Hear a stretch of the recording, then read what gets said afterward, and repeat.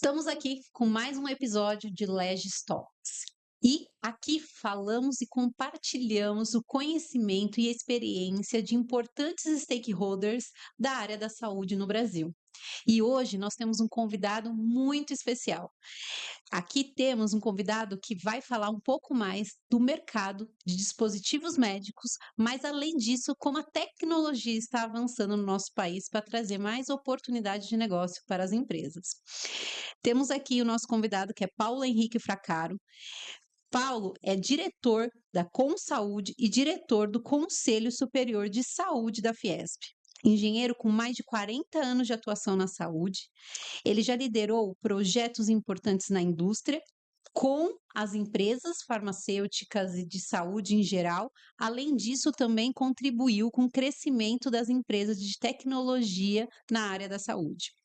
E hoje atua diretamente no fortalecimento da indústria de dispositivos médicos. Seja muito bem-vindo, Paulo, e obrigado mais uma vez por estar aqui e querer compartilhar sua experiência conosco.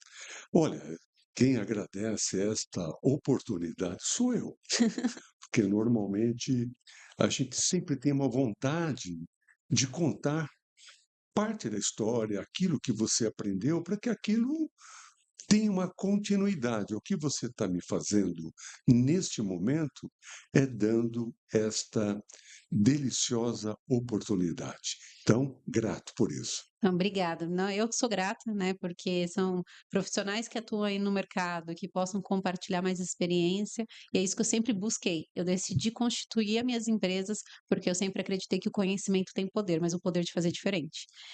E pensando nisso, eu queria que você compartilhasse um pouco da sua história. Como é que você, nesse mais de 40 anos aí atuando no mercado da saúde no Brasil, enxergou, né, os potenciais desse mercado e também os desafios que nós já passamos e você principalmente atuando aí nesse mercado há tanto tempo. Talita, você sabe que todos nós na vida construímos histórias. Sim. A grande maioria das pessoas não percebem que estão construindo uma história, né? Eu acho que eu tive uma facilidade e uma felicidade de perceber todas as fases da minha vida, porque para cada fase eu tinha uma história. Sim, E no final, hoje, eu sou um grande contador de histórias, isso é bom. porque eu percebo que você pode deixar a fortuna que você quiser para os seus herdeiros. O dinheiro entra, vai para o banco, a pessoa acostuma com aquele dinheiro, mas as histórias que você conta, elas ficam e ficam fazendo parte da sua vida muito mais do que o dinheiro que você deixou. Bom, a minha formação é engenharia. Fiz engenharia mecânica e achei que ia trabalhar como engenheiro. Eu estava trabalhando como engenheiro, adorando como engenheiro, e por uma razão muito simples. Quando eu era criança, o meu vizinho era um alemão que ele tinha uma oficina mecânica de manutenção de bombas d'água e motores a diesel. E com 7 ou 8 anos, mas eu lembro perfeitamente, nas férias escolares, eu ia para a oficina dele. E pasme, eu ia descalço numa oficina mecânica. Veja como o mundo era totalmente mais leve e diferente. Sim, Minha sim. mãe nunca falou: "Põe um short, põe um sapato", nada. E tinha aquelas fagulhas, e ele tinha prazer de me ensinar. Então aquilo praticamente fez um caminho, para minha profissão chegar até a engenharia. Cheguei na engenharia, me formei, fui trabalhar como engenheiro. A busca de engenheiros era tão grande que as principais empresas, tipo GE, GM, Embraer, Petrobras, Ericsson, iam nas escolas se vender para os alunos. Você sentado e eles se vendendo. Venha trabalhar comigo, tal. A falta de engenheiros. Era Mas grande, né, era naquele tempo. grande. E eu resolvi, entre os convites, eu fui trabalhar numa empresa que na época era enorme, Alpargatas que fabricava antes de eu chegar lá, as Alpargatas Rodas, que é uma empresa já era oriunda da Argentina, mas o grande sapato dela era o Quixote, você não tinha nascido ainda, né? E as Havaianas. Mas depois de um certo tempo, foi interessante. A fábrica tinha 4.000 funcionários, 3.800 mulheres, e eu era homem solteiro. E teve uma vaga para eu ser promovido, mas eles não quiseram me promover porque eu era solteiro no meio de tantas mulheres, eles acharam que não ia dar certo. Aquilo me deixou magoado e a Johnson acabou me fazendo um convite. Aliás, fui para uma outra empresa tal, mas um dia a Johnson fez um convite para coordenar um grupo de engenheiros, que era uma época que o Brasil estava transferindo tecnologia porque o governo tinha proibido a importação de equipamentos que tivesse alguma coisa de software. Ah, tá. Era proibido, né? Então, a Johnson criou um grupo de engenheiros, eu fui liderar esse grupo, e na época trouxemos vários equipamentos, mas eu estava na fábrica, né? Mas como eu era muito falante, então, o meu chefe falou: olha, eu acho que você está no lugar errado. Você não quer vir para marketing e vendas? Mas nessa época eu já estava com 44 anos. E aí eu falei, mas é só gente jovem, né? E aí alguém me perguntou, você se importa? Eu falei, não, nós vamos fazer uma carreira para você. Você vai começar como gerente de produto, depois você vai ser vendedor, vendedor especialista, vendedor treinador, gerente de vendas, volta para marketing. E tudo organizado, e eu adorei essa área. Foi quando eu entrei no setor de saúde, a época do AIDS. Então, um dos meus produtos foi essa luva, que vocês conhecem, que é a luva de procedimento, que antigamente não se vendia isso no Brasil, né? Essa luva plástica que você coloca. E aí eu estava, então, fazendo uma carreira ótima. Era engenheiro, conhecia a fábrica, Estava numa empresa uma grande. empresa grande, e tal, tal, tal, e aparece um grupo que estava sendo formado, que queriam criar uma empresa para a área de tratamentos, na área de banco de sangue. E o que eles procuravam? Um engenheiro para montar a fábrica, mas que tivesse conhecimento no marketing, nas vendas, na área da saúde. Então, meu currículo caiu como uma luva e mudei. Foi uma tristeza, minha família não se conformava. Eu saí aqui de um lugar que era E já estava planejado toda a sua planejado, carreira, tudo que estava era a Rua adequado. Anhanguera, centro da cidade e tal, família Mantini do lado, ótimos restaurantes, e fui trabalhar no limite, na divisa entre São Paulo e Itapecerica, uma rua de terra, montar uma fábrica, que era um prédio semi-construído que eles tinham construído. Eu lembro que no portão de madeira tinha um buraco, eu perguntei, o que que é isso? É um tiro que alguém deu. Eu falei, meu Deus, será que eu escolhi a posição certa, né? Meu carro não subiu a primeira rampa porque estava chovendo, ele patinava, então fui a pé os últimos 100 metros, mas aí eu não saí mais da área da saúde. Aí eu fui fazer uma extensão universitária na Fundação Getúlio Vargas, aí com quase 50 anos, a Fresenos me propiciou que eu fosse até fazer um MBA na França, em Fontainebleau, na área de business. Fiquei um bom tempo lá, casado, com filhos, né? Eu sei que foi assim que eu entrei nessa área, até me aposentar na Fresenius, a um limite na idade, me Mas aposentei. foi então aquela empresa que você começou a construir foi a Foi Fresenius, a Fresenius. tá vendo? Começou do zero. Tá Nós, vendo? nós começamos com 7 funcionários.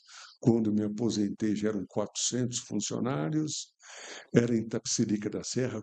Aí saímos desse prédio semi-acabado, compramos uma empresa do lado e fizemos uma empresa maravilhosa. Está hoje, até hoje, fabricando produtos para bancos de sangue. Eu sei que foi uma coisa crescente na minha vida e adorei esse segmento da saúde, porque ela é carente de pessoas, Sim. carente de indústrias que tenham um conhecimento que possa propiciar a entrada de novos produtos. E eu concordo com isso, porque assim, a gente ainda vive você estava falando de tempos atrás, né, Você não tinha nascido ainda. mas a gente sabe que os momentos atuais ainda continuam no mesmo escopo. A gente ainda falta profissionais qualificados na área, faltam profissionais que queiram se aprimorar, e a gente está falando aí da geração Z, todas essas siglas, né, que utilizam no mercado, e que na verdade o que a gente tem que focar é no profissional, é no desenvolvimento desse profissional para que ele esteja qualificado para atender a necessidade do mercado, porque a gente não tem que olhar as empresas, qual a necessidade interna, qual que é a estratégia interna das empresas, mas sim o que que o consumidor está pensando, o que que ele precisa. A gente viu no momento da pandemia, e eu queria até entender como é que você enxergou ali a pandemia nessa situação, que a gente teve empresas sendo criadas em um segundo para atender ali, né, uma questão pensando em ganho financeiro, não em saúde, né, e não seguindo os requisitos que eram necessários. Então eu queria te escutar um pouco em relação a isso. Thalita, eh, deixa eu começar um pouquinho antes do que você estava falando. Total. Outro dia eu estava conversando, com as minhas filhas, né, elas não moram, mas uma mora em Chicago e a outra trabalha no interior do Pantanal. Trabalhava, agora está mudando. E alguém me perguntou o que que a inteligência artificial Isso, não iria conseguir substituir no ser humano. E eu falei: relacionamento. com certeza. Então, por mais, né, que os jovens possam querer, né, aprender, querer achar que o home office é a melhor invenção, sem um relacionamento interpessoal, ele não vai a lugar nenhum. Então, eu acho que a primeira coisa que eu deixaria, né, para quem estará nos ouvindo ou está nos ouvindo, é esse parágrafo: relacionamento. Concordo. Não há inteligência artificial que vai substituir aquele sorriso, aquele olhar que tudo diz sobre o que você está tentando dizer. Bom, Covid. O Covid pegou não só o Brasil, o mundo desprevenido. Sim, Eu diria que até então, antes do Covid, todo o país procurava o lugar mais barato para a sua produção. E quais eram esses lugares? China, Índia e Turquia. Vem a pandemia numa velocidade que nós não estávamos acostumados a trabalhar no trato de uma epidemia, numa doença, e nos pegou de calças curtas. total. Palavra exata. Bom, então no princípio faltava a coisa básica para você tratar os pacientes, porque até o tratamento nós estávamos descobrindo junto com o mundo. Era a coisa mais simples quando a pessoa chegava com aquela oxigenação baixa, entubar o paciente. Sim, Hoje sim. já não se entuba mais, né? Então, naquele momento, começou a faltar luvas, máscaras, aventais e ventiladores. O Brasil. E seringas. Seringas, total. Eu cheguei um dia a dar 17 entrevistas entre rádio e televisão sobre a seringas no Brasil. É isso. Como, como atender toda a demanda. E com produção local, né? Então, e o Brasil é Sim. um dos poucos países do mundo que tem 4 fábricas de seringas, considerando uma extensão que fica no Paraguai. Muito bem. Só que o Brasil, ele teve uma agilidade muito rápida, né, de trazer para a produção local. Eu lembro, a pandemia começou em março de 2020. Final de julho, início de agosto, nós já tínhamos mais 8 fábricas fazendo ventiladores. Algumas, um produto que era só para emergência e outras que se prepararam realmente. E teve multinacionais que fabricavam a linha fria parar uma parte da sua produção para ajudar as fábricas que estavam sendo criadas para fabricar ventiladores. Então, essa lição nós aprendemos que no Brasil, se você precisar e alguém planejar, você consegue fabricar muito do que nós precisamos. O que você falou uma frase que ficou muito marcada. As empresas ganharam rios de dinheiro, não as que estavam no Brasil. Isso que eu ia pontuar agora para você, porque eu até tive uma conversa essa semana com uma empresa que produz ventiladores. E ela falou, esse é o ponto. Obrigada por você trazer, porque ela trouxe essa questão que ela não, ela perdeu dinheiro, ela perdeu competitividade, porque o acesso que o governo deu de deixar empresas sem estarem reguladas no mercado fez com que os preços dela tivessem uma queda muito alta, porque eles estavam competindo com empresas como China, Índia, colocando seus produtos aqui, né? E foi importante que você trouxe que também a Turquia é um outro país muito forte na produção de produtos nessa categoria. E aí, como que a gente trabalhou, né, nessa questão, como que a gente faz a questão do Brasil se tornar competitivo, onde você tem essa baixa de custo, né, e de rentabilidade? Então vamos lá. Thalita, eu acho que nós temos. É uma pergunta muito abrangente que Sim, sim, você com está certeza. fazendo, mas vamos entender esse momento, porque onde foi a lição? Primeiro, Sim, o governo não conseguia se planejar. sim. Eu estive com o ministro da Saúde e falei, ministro, se o senhor se planejar em abril de 2020 ou maio, por aí, se o senhor se planejar, nós conseguiremos atender uma boa parte da demanda em luvas, máscaras, ventiladores e seringas. Tudo produzindo aqui, né? Porque ninguém vai produzir para deixar no estoque Sim. à espera de um pedido. Mas o governo, naquele tumulto, não se planejava. Então ele fazia assim uma licitação. Eu preciso agora de 300 milhões de seringas para entregar em 60 dias. Não tinha como. Então ele tinha que comprar no mercado de fora. E o mercado de fora, ele estava vendendo para muitos países. Então era um leilão. Quem pagasse mais levava. Os ventiladores, que no Brasil estava se custando US$ 8.000, o governo pagou 30, 35, US$ 40.000. Olha aí. Olha a loucura, olha a loucura. E naquele momento, eu diria para você, alguns estados estavam jogando pesado, porque a compra de ventiladores era sinal de recursos públicos entrando em empresas privadas sem processos de licitação, porque não tinha tempo de fazer licitação e com isso poderia haver grandes desvios.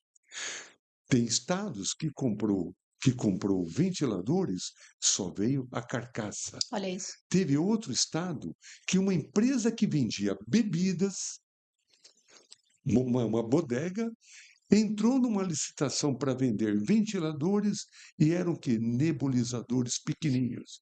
Olha a loucura que se fizeram. Eu diria para você, um país europeu que comprou uns ventiladores, porque esse país tinha feito uma produção experimental de 400 ventiladores e um governo de um estado muito conhecido foi lá comprar. Quando eu avisei, o Brasil já tem ventiladores. Você lembra que tinham a polícia indo em gráficas que Sim. falavam que vendiam máscaras? Era uma loucura. Os pares de luva, a luva ficou preços absurdos. E hoje, Em tudo vinha importado. isso, nada fabricado aqui. As empresas que fabricavam ventiladores, o que o governo fez? Trancou a produção delas, falou: toda a sua produção vem para mim e vou pagar o preço que você estava vendendo antes da pandemia. Só que para fora ele pagava o preço Pagava que por quê? Era leilão. O Brasil precisava de ventiladores. Não adianta o governo falar, no Brasil custa US$ 8.000. Então, aqui da China você não vai levar nada. Foi isso que nós aprendemos que sem planejamento, Thalita, É isso que eu ia perguntar, qual que era a lição aprendida? O que que as empresas levaram dessa lição aprendida e se você entende que elas se planejaram? Porque eu vejo que no Brasil ainda falta muita estratégia. A gente é um país autossustentável, que se acontece uma guerra, a gente pode se fechar e viver aqui, né, na questão com tudo que a gente produz aqui, mas eu queria te escutar agora nesse ponto de vista. então vamos lá. Você não tem nenhuma pergunta fácil, né? Eu acho que eu devia ter aceito o café que ela me ofereceu. Ia pedir um pão e manteiga, né? Mas olha, Thalita, veja o seguinte. Quando nós conversamos com o governo, às vezes a gente ouve, né? Mas por que que o Brasil não é inovador na saúde? E eu sempre digo, falo, olha, como é que o governo está dividido? Como é que a saúde pública, a saúde brasileira está dividida? Vamos falar, ao redor, 6 mil hospitais.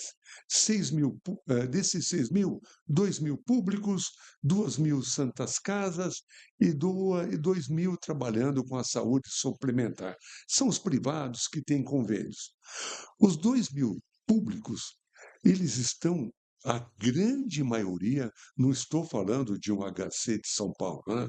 Estou falando aqueles hospitais estados mais problemáticos estão carentes de tecnologia.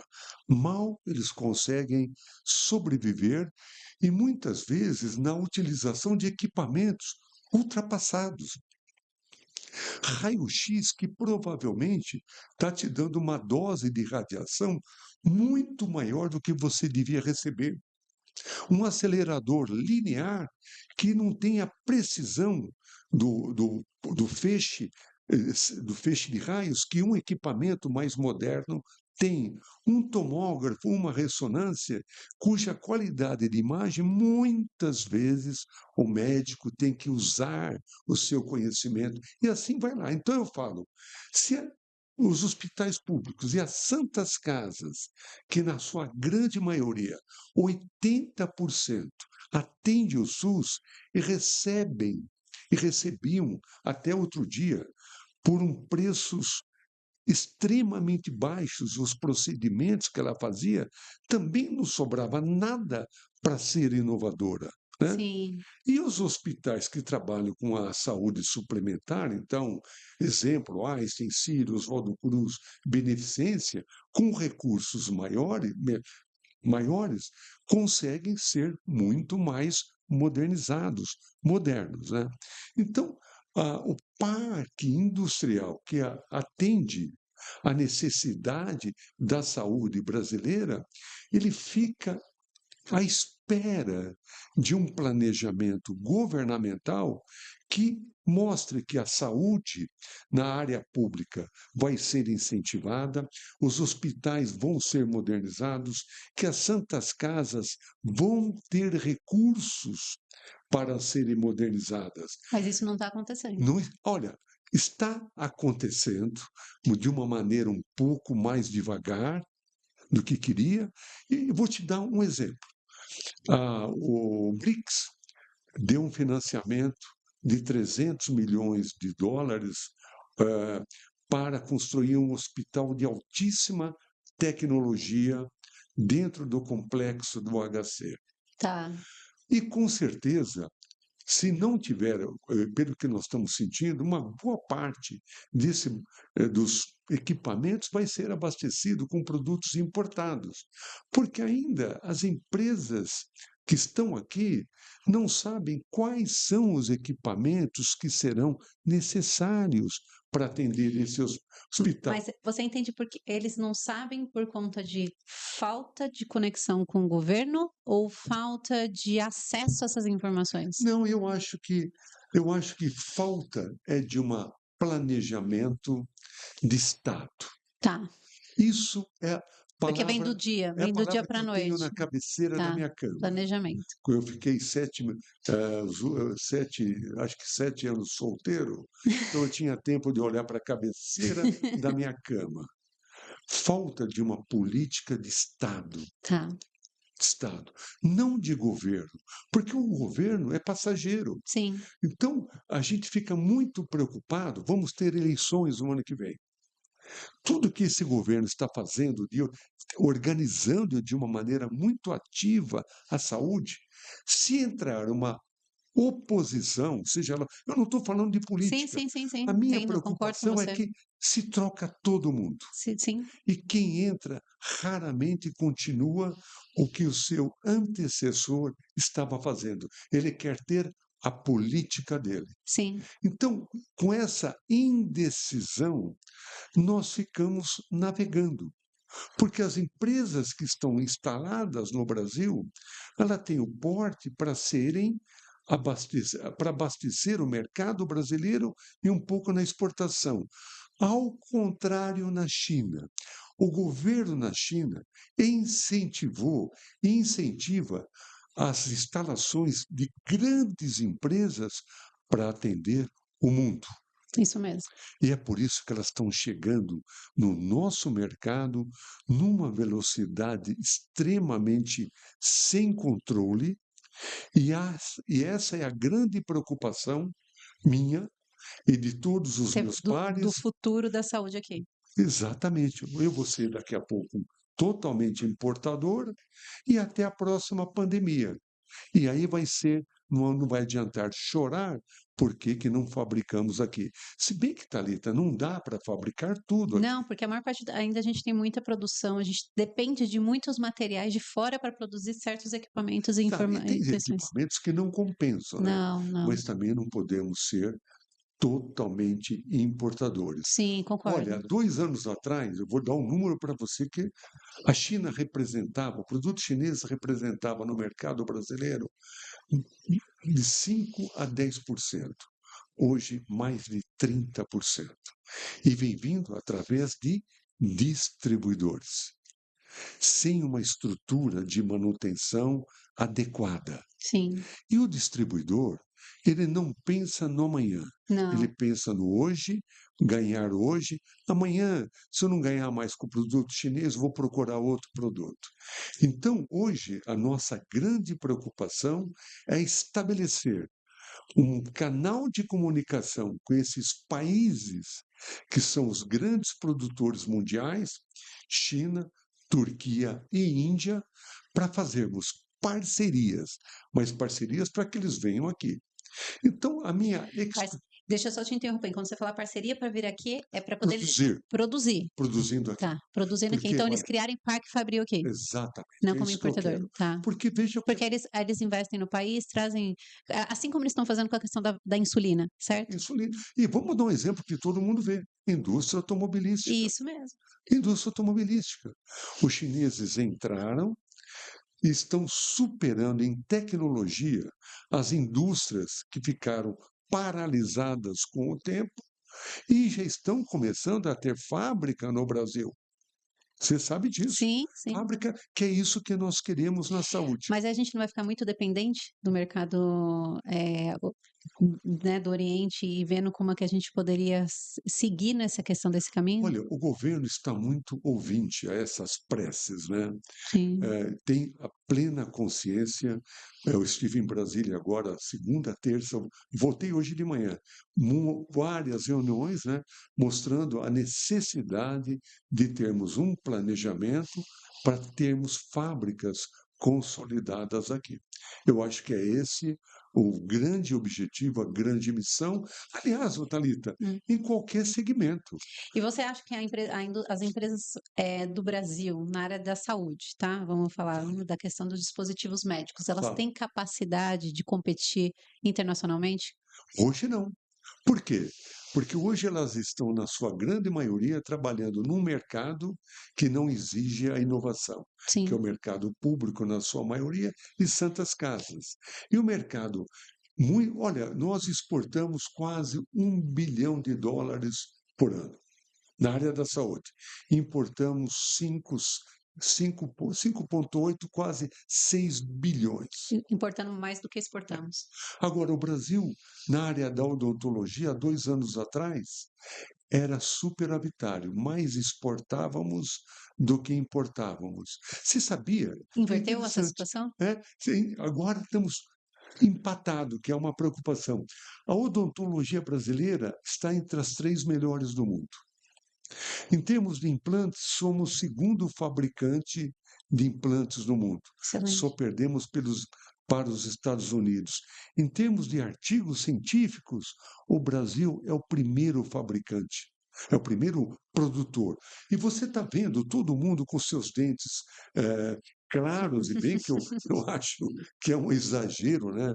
Essa cor branca, parece que eu estou dentro de um vaso sanitário, tudo branquinho, né? Parece que é isso, né? Mas o Brasil, ele tem, olha, eu diria até para você, Thalita, que nós deveríamos explorar o turismo da saúde em várias segmentos, na área de cirurgia de cardio, na área de cirurgia plástica, na área de cirurgia neuro. Nós somos, olha, Referências, né? referências mundiais. Você sabia que México é um grande produtor de turismo na saúde, ganha seus bilhões de dólares. A Turquia, na área de implantes de cabelo. É demais. E o Brasil deveria, uma hora, se organizar, embora tenha entidades que já estão trabalhando. Eu tive agora com um doutor que está organizando e muito isso, porque o Brasil tem um parque médico fantástico. O nosso sistema único de saúde, É o único, por é o mais que a único no gente mundo, né? queira criticar, Sim. é extremamente eficiente e foi no Covid. Então, eu acho que nós temos muitas lições no ar. Eu sempre digo, e falo para vocês, né? A melhor escola é a escola da vida. É isso. Mas se a gente não for bom aluno, a gente não aprende nada.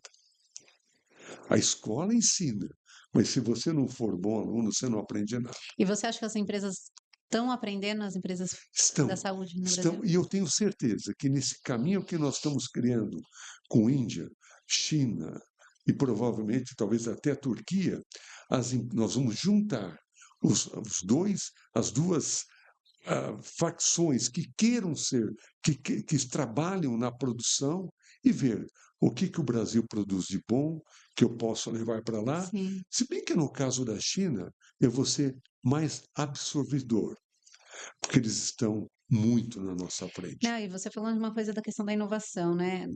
O Brasil, ele inova, mas também tem uma questão de entrave regulatório muito forte ainda. A gente ainda fala muito de inovação, mas inovação disruptiva é difícil acontecer no nosso país por uma questão de você ficar travado de como registrar, porque a nossa agência reguladora é muito nova. Né? Ela também tem as suas análises a serem feitas e sempre ela busca uma aprovação em outro país para que esse produto entre no mercado. Queria que você trouxesse a sua visão em relação a isso. Olha, eu tive uma reunião na Anvisa na terça-feira. Na terça-feira à tarde, esse tema surgiu. E eu soube que, pelo doutor Leandro, que é o novo presidente da Anvisa, que ela está para ser certificada por um organismo internacional, onde, com essa certificação, os produtos registrados por ela poderão ser aceitos em todo o mundo, se os países quiserem, Concordarem? Excelente. sem ter aquela obrigação que hoje ela enfrenta. Eu quero reciprocidade. Eu vou te dar um exemplo. Nós tivemos há 2 anos no Egito, numa missão junto com o presidente Lula, e o Egito importa quase tudo para a área da saúde. E Sim, o Brasil tem um potencial enorme, porque eu não tenho a última tecnologia aqui, mas eu tenho os produtos de custo efetivo muito balanceado, os produtos básicos de uso, que né? interessa para Sim. vários países. E o Egito falou: eu tenho interesse, mas a sua agência não é credenciada aqui. Eu precisaria que os produtos viessem com FDA. Não dá. Não. E aí, até a Anvisa se credenciar, começa, bom, mas se credenciar, os produtos, o pouco que eu fabrico aqui, a Anvisa vai aceitar também?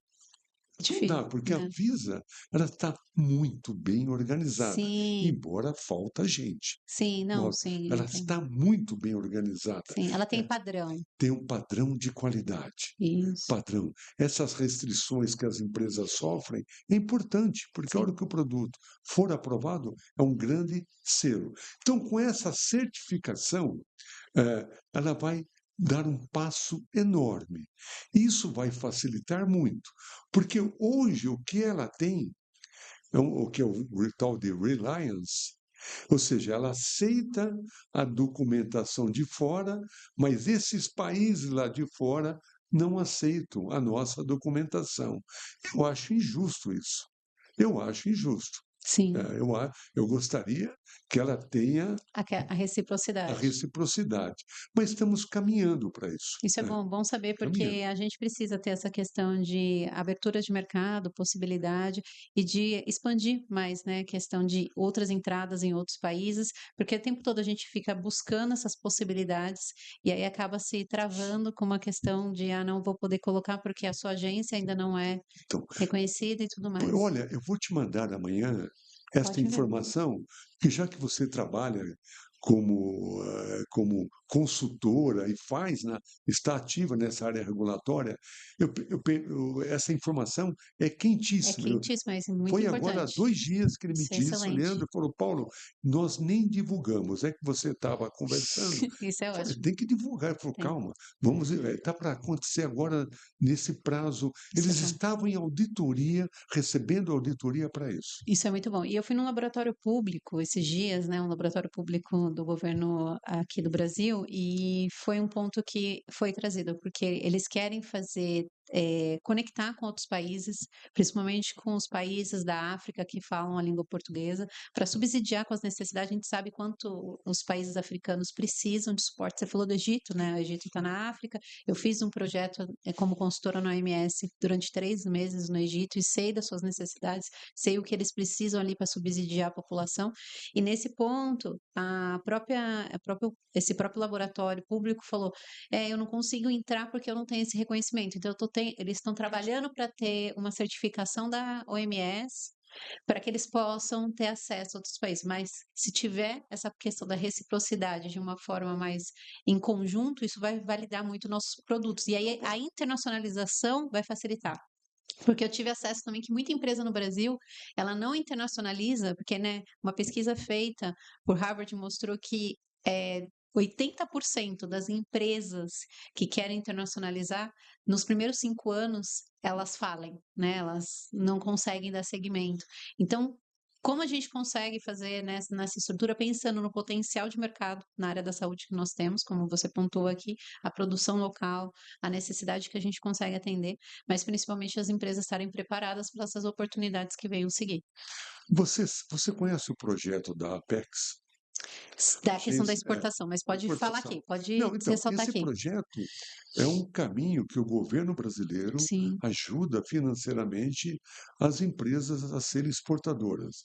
E uma coisa é clara, sim. Thalita, ninguém vive só do seu mercado local. Não, Ninguém aprende tudo só com o seu mercado local. Você precisa da exportação para compensar uma parte da sua produção que fica sobrando. E segundo, porque você tem que ter um produto competitivo no mercado mundial, onde os maiores players estarão lá competindo com você. Então, isso daí traz para você um padrão de qualidade quando você tem uma exportação significativa que acaba depois influenciando a qualidade do produto aqui no Brasil. E a PEX hoje, eu sei que a BIMO, né, ela ela é coordenadora desse projeto, são quase 15 feiras internacionais que as empresas participam. já Então, participei e conheço a questão. então vale, Vale a pena. vale a pena, vale a Vale pena. a pena, porque se o próprio governo está incentivando, né? Porque a gente precisa. A gente fala de governo sem bandeira política mesmo Não, é aqui. lógico. Que a PEX ela tá diferente do governo Tá, tá. E ela da está em partido político que está todas lá. as áreas. Área Sim, de carne, área de grãos, tudo. na área de alimentos, na área de bebidas, na área de, até na Área, área de área de móveis, área de comunicação, comunicação, tudo, né? tudo, Então, tudo então é ou seja, possibilidade. sabe que eu falaria para os jovens, né? É lógico. Olha, o Brasil, às vezes é uma palavra assim que eu não gosto, está caminhando, né? Sim, Tem muito potencial, tem um consumo interno extremamente ainda truncado, né? Tem uma quantidade enorme de pessoas vivendo de vale gás, vale alimentação, sabe, ainda brigando por um espaço para ser atendido num sistema único, né?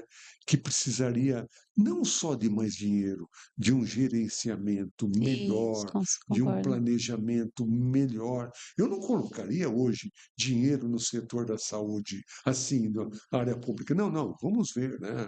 Vamos ver o que nós estamos fazendo, o que eu preciso. Atenção básica que poderia ser bem implantada e eliminar as filas Com dentro certeza, com de certeza. hospitais. Tem muita coisa.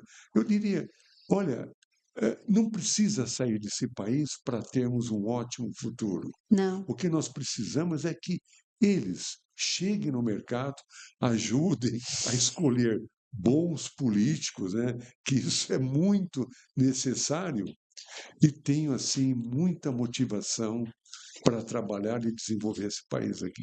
não, e que tem muita coisa, né, para poder a gente desenvolver. E aí eu queria até trazer esse ponto com você, como a questão da geopolítica hoje influencia, né? A gente tem guerras diferentes, Você constante, quer, você quer essa pergunta antes do Trump ou depois do Trump? como você quiser Ah, responder. você vê, olha, eu acho que antes do Trump nós estávamos caminhando, né, eu diria, quase numa universalização, né, que eu pudesse falar, na economia, né? Sim, Se vê a Organização Mundial do Comércio se organizando para evitar que países não vendessem com dumping, com preços desregulamentados, né? A área da saúde com seus congressos internacionais abrindo, né, os equipamentos médicos navegando com maiores facilidades, as tecnologias em desenvolvimento dos carros, né, as lá, os aviões, né, tudo caminhando de uma tentando, né? É lógico que todo mundo, meus amigos, você monta uma empresa para ganhar dinheiro. é Então, isso mesmo. ninguém faz uma empresa para fim social. Não, Aí vem o Trump e mexe numa tecla que começa a segmentar o mundo. O que está com a China e o que vai estar com os Estados Unidos. isso mesmo. O que não aderir aos Estados Unidos vai ser criado um outro mundo democrático. Só que esse mundo está, está ainda tentando se adequar com esse caminho que o Trump definiu. Estabelecido. Definiu. A Europa ainda não conseguiu se ajustar. O que Não, ela vai fazer? Se vai enfrentar o que o Trump quer agora nessa guerra do Irã? Ele começa sem avisar a Europa. A hora que começa a complicar, ele pede ajuda na Europa. Mas a Europa fala: eu não fui convidado para entrar. Então eu tenho esta. Eu acho que o mundo não volta a mais ser. Eu não tenho essa esperança. Eu acho que ele está segmentando, fortalecendo. a moeda norte-americana? E fortalecendo o posicionamento da China, que ela já tinha um domínio, eu diria para você, sobre a Rússia, Sim, totalmente, não um domínio militar, mas um domínio econômico, sim, porque quando foi feita a contenção das atividades russas, a China passou a absorver, e a China ela não entrou em guerra nenhuma e vai ficar poderosa. Assim como nós estamos sim. ficando reféns da China na área da saúde. Sabe? Então, a China está absorvendo muito as nossas exportações. Quando o Trump coloca aquela sobretaxa no produto brasileiro, o que ganha com isso? Nada. Você vai procurar outros caminhos. Então, eu tenho uma preocupação e eu acredito, ainda mais com essa guerra agora do Irã. Thalita, eu estive em Dubai Eu também estive. 3 vezes. Você Você imagina, esteve agora também, né? é, você imagina que Dubai, quem vai fazer turismo hoje em Dubai? Dubai vive do quê? Turismo. Feiras e turismo. Tanto que tem mais hotel que E qualquer outro sendo lugar na região. atacado. Olha a loucura que virou esse mundo. É verdade. uma loucura. Então, eu acho que nós temos que nos adaptar a essa visão, e o Brasil tem essa preocupação, sabe? Para onde ele vai? Sabe, eu acho que ele não pode ficar refém da China, ele tem que ter a sua independência. Nós somos grandes exportadores, né? Nós temos que administrar de não entrarmos em guerra, não defendermos nenhum desses caminhos que estão em guerra, porque nós não temos estrutura econômica Não. para termos uma total A independência, gente tem independência produtiva, mas não independência não econômica. independência Não, de econômica. jeito algum. Então, olha, essa pergunta você pode refazer daqui uns 2, 3 anos, acho que vamos ter Vai mais mudar no de novo. Na verdade, eu acho que nem 2, 3 anos, eu acho que daqui 6 meses mesmo a gente não, já tem hoje uma está mudança. claro, hoje para mim está claro, Sim, Estados Unidos, Europa, China, Rússia, até a própria Cuba, o Trump já quer invadir, porque está paralisada tá Cuba, paralisada, tá tá? paralisada. A Venezuela, que Ele era um já ped fez, já já tomou, estabeleceu. Vene então, vai ficar isso, China, Rússia, China e Rússia conversando, Estados Unidos tentando um diálogo com a Europa tentando saber como é que, até onde ela vive sem ter dar amém para tudo que os Estados Unidos. Porque ela E, também depende de gás da e a Rússia, dali América da Latina, dali. ela tem que ser ponderada, não Sim, irmos no caminho que a Argentina vai indo, né?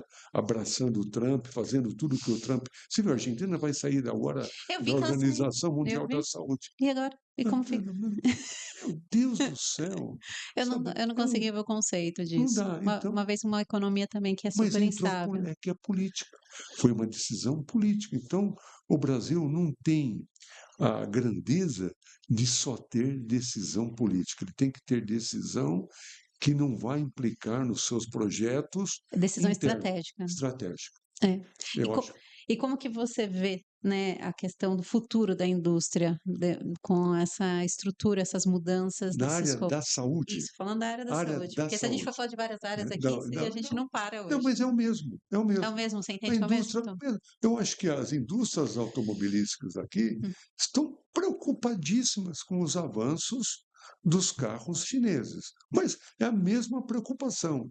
Vamos criar barreiras? Não dá para criar barreiras. não. Thalita, há 2 anos atrás, se você me perguntasse isso, eu ia falar: vamos competir. Se o governo fizer um planejamento, vai 3 anos atrás, 4 anos, a gente consegue. Hoje eu digo, na minha entidade, falo, senhores, vá até a China e trate de fazer uma parceria com uma indústria que vá de encontro com a sua tecnologia ou com o core business que você tem aqui, porque se você não fizer isso, ele vai vir aqui e vai acabar. Ou compra você, ou fecha você. Então está claro para mim isso. Hoje nós não podemos fechar os olhos de uma possível parceria com a China. Então pessoa as empresas têm que estar abertas para essas Mas parcerias não há dúvida, e principalmente estarem abertas para fazer essas conexões de mercado mas para não trazer há oportunidade. dúvida, não há E dúvida. você fala também da questão da Coreia, porque a Coreia também está forte aqui no Então, nosso mas país. mas sabe onde é a É que o Coreia? tamanho, a gente É, não pode, relativo de a população e Coreia. país é diferente, né? China e Você Coreia. sabe que outro dia eu estava assistindo uma entrevista de uma coreana, vou falar para vocês. E ela vive no Brasil há vários anos. E ela estava dizendo o seguinte: hoje, eu, no Brasil, sou considerado uma pele linda, maravilhosa, uma pessoa que não sou nem gorda nem magra, uma estatura normal. Se eu for para a minha Coreia, a minha pele já não é tão boa, eu deverei ser considerada um pouco gorda. E aí a pessoa, mas a pele é. Hoje, a maior indústria mundial de cosméticos está na Coreia. Estamos- Então, eu diria para você: as empresas brasileiras de cosméticos não esqueçam de estar próxima da Coreia. Excelente. As empresas da área de saúde não esqueçam de fazer buscas e parcerias com a China. E Índia também, né? A Índia, a Índia é interessante. Ela não tem a tecnologia que a China tem. Ela concorre no mesmo patamar que nós brasileiros. Provavelmente com custos mais Mais baixos. baratos, porque ainda a mão de obra na Índia é mais barata que no Brasil. Na China é o contrário. Você sabia que a mão de obra na China já está chegando em algumas linhas de produto mais cara que no Brasil? Pois como é que ela consegue produzir tanto, tão, tão barato? A quantidade de robôs que são utilizadas na fabricação. Outro dia recebi um vídeo de uma fábrica de ônibus, quase inteirinha robotizada.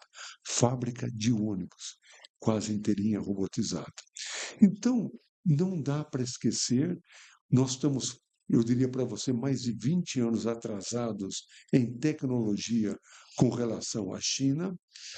Com a Índia e a Turquia, nem tanto.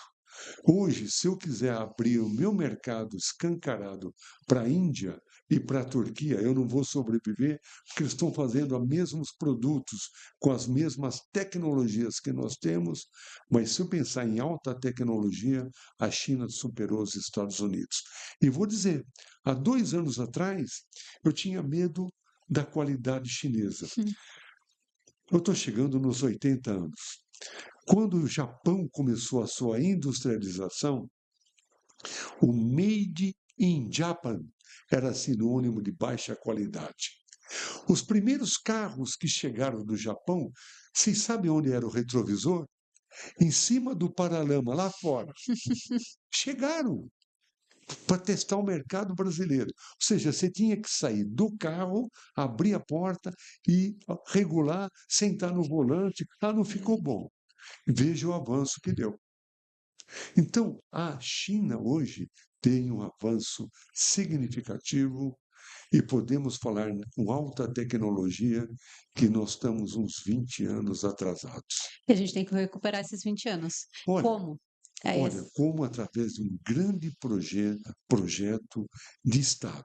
É o que Ótimo. nós estamos negociando com o governo para que não seja uma decisão só de governo. Você poderia comentar um pouco do projeto que você está trabalhando, pensando na questão do futuro do país, né? Olha, Você está com 80 anos, como você pontuou aqui. eu vou te Então, mas falar. você pensa no Olha, futuro, você tá, olha, continua ativo trabalhando fortemente. tem algumas empresas trabalhando naquilo que a gente não imaginava que o Brasil poderia ser um grande produtor.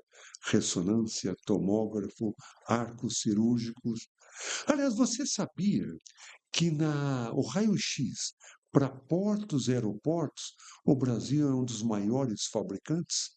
Com tecnologia para portos, aquele raio-x Sim, que você passa, você passa a bagagem, ele as suas produz malas, tudo aqui. o Brasil é altamente capaz, produz e exporta. E tenha certeza, nós estamos trabalhando, o governo está abrindo licitações para incentivar a compra de grandes equipamentos que hoje estamos procurando a tecnologia na China, mas para ser fabricado no A Brasil. gente viu, tá para a gente ir concluindo aqui, a gente só para falar das fontes de fomento, né? O governo liberou várias fontes de fomento na área da saúde.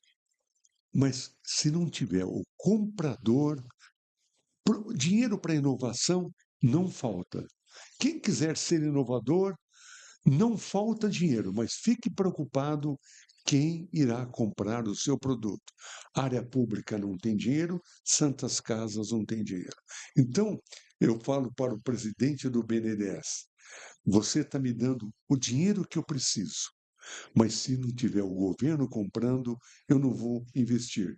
Minha última fala: sabe qual é o sonho do setor de dispositivos médicos? Qual? Ter um projeto igual ao dos genéricos. Talita, você não vai lembrar. Em 1990, você não tinha não, já nascido. tinha nascido, não, já tinha nascido já, Deixa eu falar. mas que era mais, 1990, sim, o mercado de fármacos no Brasil, 80% era de multinacionais, 20% com as empresas nacionais. Com a introdução dos genéricos e com as farmácias populares, as empresas nacionais representam hoje 80% do mercado de fármacos. São empresas enormes, algumas delas já sendo multinacionais. É lógico que nós dependemos da matéria-prima da Índia, que é o maior produtor do IFA, Do né, no mercado. mundo. A gente ainda Mas depende. o projeto, começou com o Serra, Foi. foi o grande ministro da Saúde. Então, o que nós queremos? Que a área de dispositivos médicos que produz descartáveis, tudo que se gasta no hospital, tenha um plano igual dos genéricos. Não, e eu quero que você aqui compartilhe aqui para a gente já indo para o final, o que que você tem de perspectiva de crescimento para o nosso país, né? E o que você deixaria de mensagem para que as pessoas pensem como é que elas podem atuar nesse mercado. Olha, sem planejamento você não vai a lugar nenhum. Ótimo, você trouxe isso durante toda a sua fala e é É importante. planejar. E se você precisa que o governo planeje, brigue para o governo planejar. Hoje eu encontro muito isso, esse eco no governo. Ele está ávido por isso, estão montando UPAs, UBSs, obrigando que as compras sejam de produtos nacionais, fortalecendo essa, esse caminho, né? Mas o que eu acho é o seguinte: o Brasil tem muito a crescer.